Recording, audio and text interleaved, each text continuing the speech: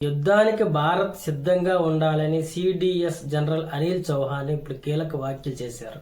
అణు సామర్థ్యం కలిగిన చైనా పాకిస్తాన్ నుంచి ముప్పు పొంచి ఉన్న నేపథ్యంలో ఆయన చేసిన ఈ వ్యాఖ్యలు ఇప్పుడు ప్రాధాన్యత సంతరించుకుంది. ఉగ్రవాదం, సరిహద్దు వివాదాలు సవాలుగా ఉన్నాయని గుర్తు చేశారు. ఈ రెండు దేశాల నుంచి వచ్చే ఎలాంటి సవాలునైనా ఎదుర్కొనేందుకు మనం సిద్ధంగా ఉండాలని ఆయన మాట్లాడారు. గతంలో నిర్వహించిన ఆపరేషన్ల మాదిరిగానే ఉగ్రవాదాన్ని ఎదుర్కోవడానికి స్వల్పంగా అలాగే దీర్ఘకాలిక ఘర్షణలకు సిద్ధంగా ఉండాలని సూచించారు. చైనాతో భారత్ కు అతిపెద్ద సవాళ్లు సరిహద్దు వివాదం. అదేవిధంగా పహల్గాం ఉగ్రవాద దాడికి ప్రతిస్పందనగా భారత్ పాకిస్తాన్ పై క్షిపణుల దాడి చేసింది. అయితే చైనా పాకిస్తాన్ కు PL-15 మిసైల్ ను, J-35A ఫైటర్ జెట్లను పాకిస్తాన్ కు సరఫరా చేసింది.